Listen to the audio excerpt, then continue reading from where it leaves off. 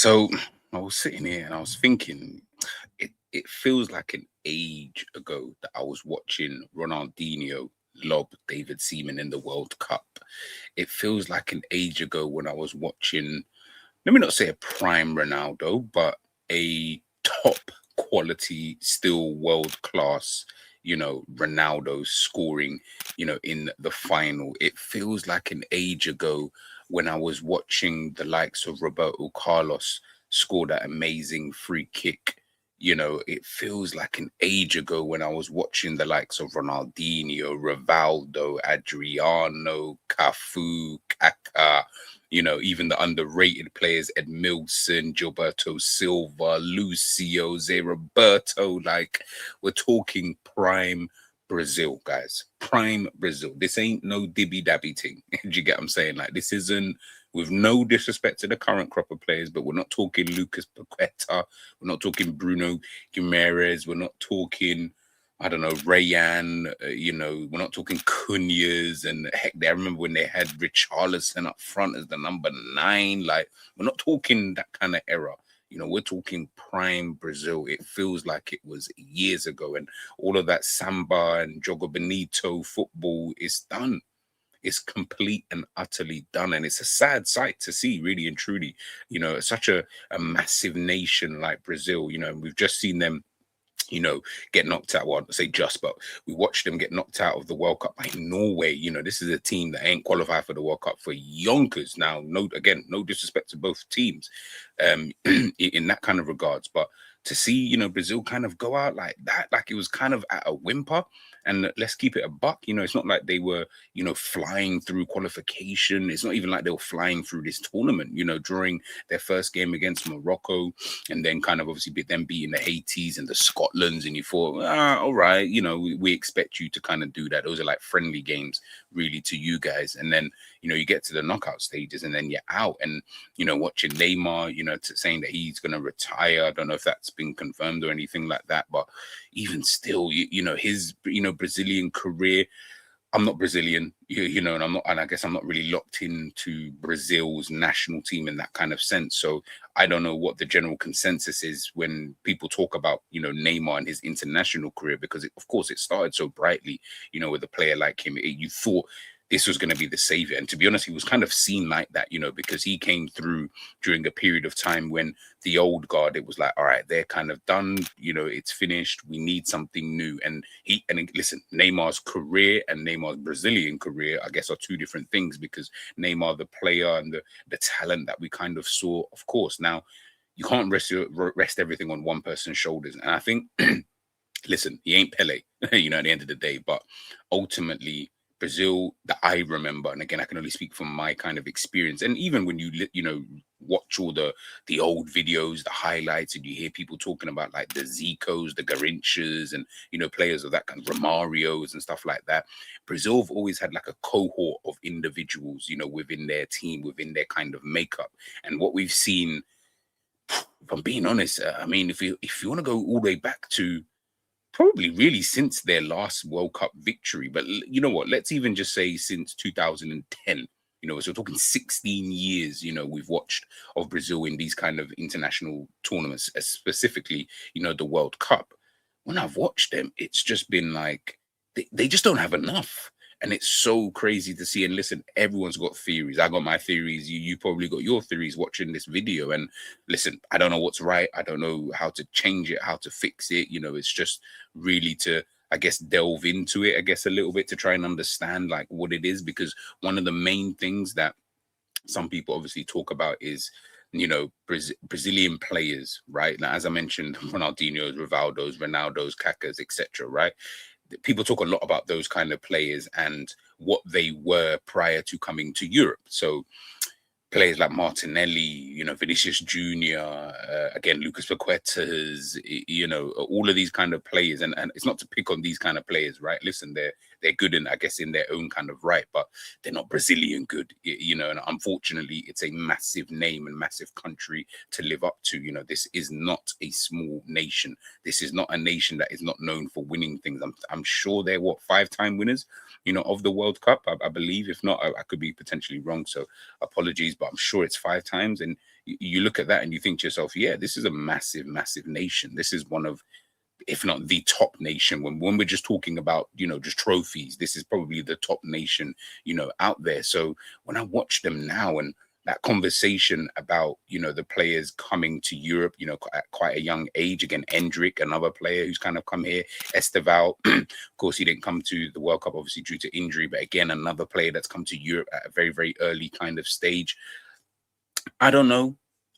Because, I mean, you could argue Ronaldo coming to Europe, playing for PSV, in his early years, and then Barcelona, Madrid, AC, Inter, AC, so it's tricky, Ronaldinho coming here relatively young, playing for PSG and then moving to a Barcelona, I don't know, like it is a tricky one. It is a tricky one, like that conversation in regards to players coming to you. What I will say is I'm gonna more stick with the fact that they, in my opinion, they just don't have like a cohort of top quality players. When you think of the yesteryear kind of players, those players that I just named, they were always considered to be the best players out there. Now, what you can say, and an argument I guess you can put in there is, listen, the rest of the world has just kind of caught up, in terms of, where football's kind of at. Even if you just look at football in the last 10, 15, 20 years, the quality of player from different nations has obviously shot up.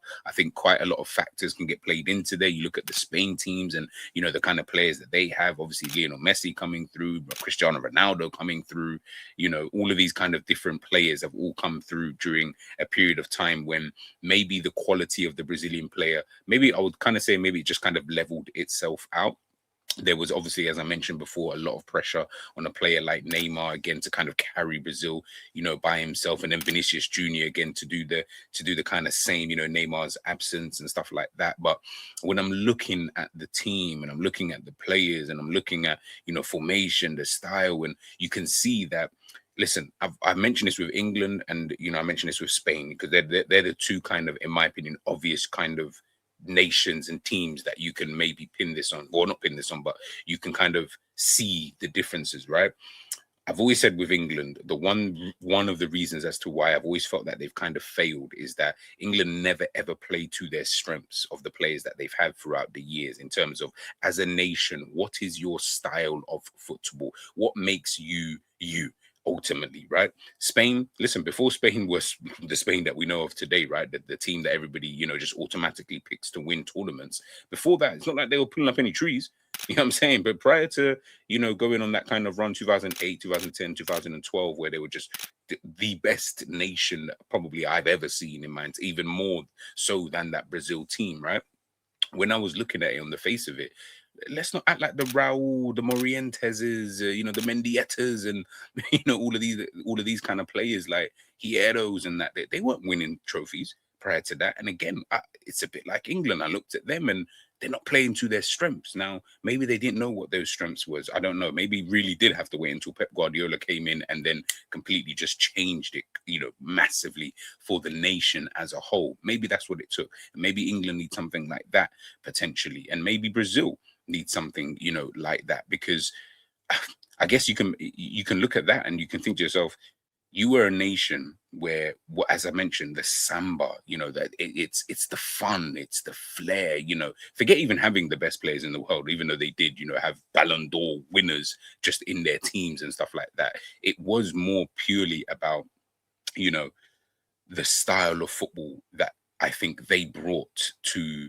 Europe and also just the world in general, right? It was that fun. It was that kind of, there was just an essence about their kind of football. Since football has obviously moved on, I do think that now it's almost like they've been left behind. They remind me of some football clubs. You think to yourself, all like some of the top clubs, you think, wow, people talk about, certain teams from back in the 60s, the 50s, the 70s, the 80s, and they're like, oh my God, this was a massive club. They were winning things. And then you can see, they've gone a long time without winning trophies, without being really successful and stuff like that. It's because you get left in time. You get left in that. It's almost that kind of, you thought you was cool in school, but now as you gotten older, it's not really that anymore. Things have changed. People have leveled up, and it was then your job to be able to maintain your own level or become better, than you were before. Not to kind of digress, and I see a lot of that in Brazil. It's just don't have the cohort of players. And listen, they've got talented players. Of course they do. Like I still think Endrick, talented player. Esteval, talented player. Vinicius Jr., one of the best players, in the world. So it's not like they don't have players, so to speak. But when you put those players up against some of the other better players in and around the world, and specifically Europe, are they of that kind of level? Like, are there more of those kind of players, out there? Like, they don't really have that outstanding kind of quality. What's the reason for that? I have no idea. Is it because purely, I don't know, because of the sheer fact that ultimately the way that football is at this moment, if not give or take a large percentage of those players, playing in Europe, having to play that kind of European style, kind of having the flair and the samba kind of, what I say, kicked out of them, especially players like Vinicius Jr., playing for Real Madrid. And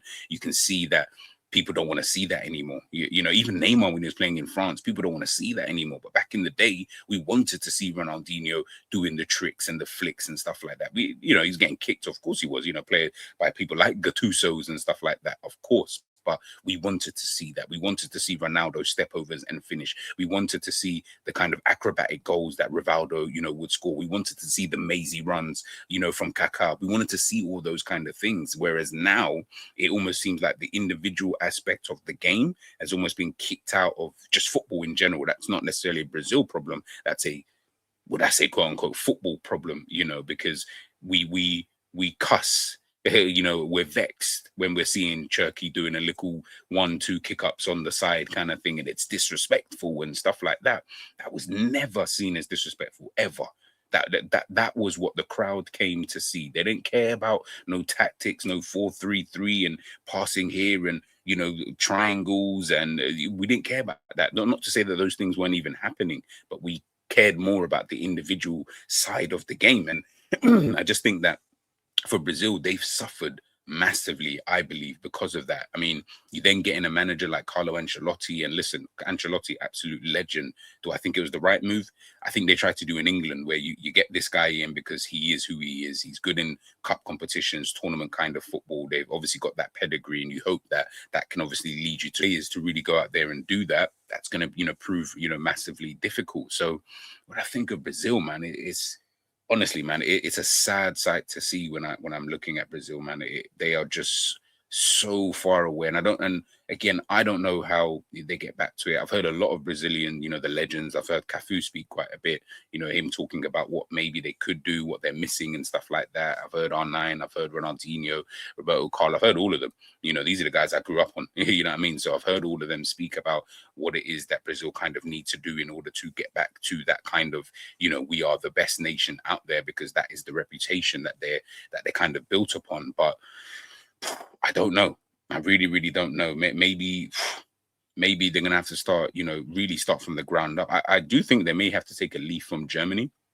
What Germany are trying to do. Not saying Germany are successful yet, because it hasn't really happened, but obviously getting in a Jurgen Klopp kind of almost from the top down, looking at everything, every kind of aspect of the German national team. What can we change? What do we need to do? What's our style of play? How can we then do this, that, and the third?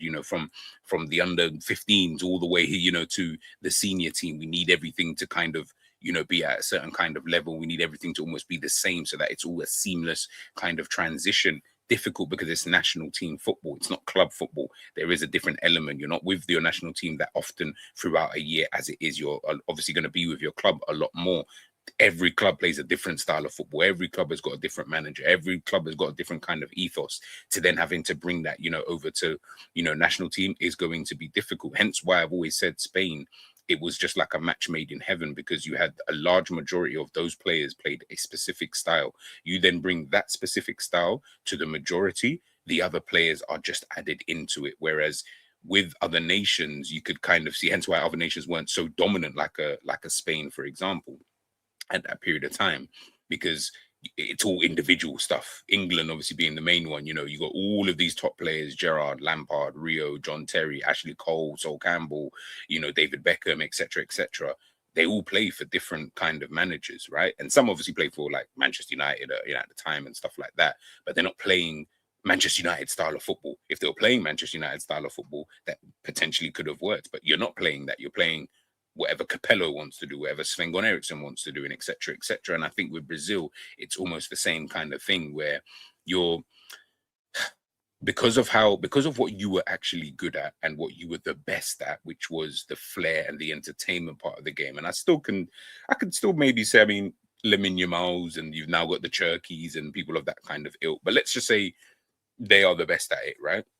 You're not playing that style of football though, and football doesn't even allow for you to play that kind of style of football, because the second you do it, it's a no-no, straight away. So how they get back to it, I don't really know. Like I said, I feel like it's going to be a long, dark road. I'm thinking maybe another 10 years before we maybe potentially see a really, really good Brazil. And you think 10 years is long, but really that's what, I'd say, two more World Cups. Yeah, the next one in 2030, then 2034. Yeah, so you're saying roughly around about 8 to 10 years, I think. By that second World Cup, we'll probably see a better Brazil. Well, if they do things in the kind of correct way, whatever that way actually is. But yeah, it's going to be a long, long, dark road, I believe, for Brazil. And listen, it's like I said, it's just sad. It's just sad. Like, even doing this video, I'm just sitting there thinking, man, like, I miss those days, man. And maybe there was also, with the way that football is analyzed nowadays, we can watch any game really and truly from across the world. Back in the day, you couldn't really do that. The only times you was seeing a Ronaldinho, the Ronaldos, the Rivaldos, and these kind of guys was during World Cups, during football, during Champions League nights and stuff like that. There was that almost sense of like, they were almost like actors. They were almost like, they were superstars in that kind of sense, where it was almost, I never get to, when was the last time you saw Denzel Washington just walking down the street? Now it feels like I can see Lamine Yamal whenever I want, kind of thing. I can see a guy in the 4th division whenever I want. I can just go on YouTube. There's highlights of this player, highlights of this team, and there's this website, there's that website.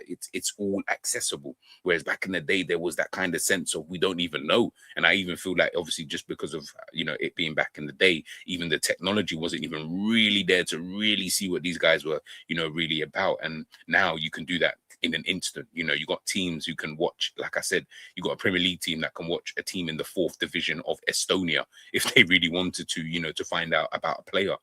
I don't feel like those kind of things were really in the makeup in the way that it is now. So yeah, it's going to be a long, dark road.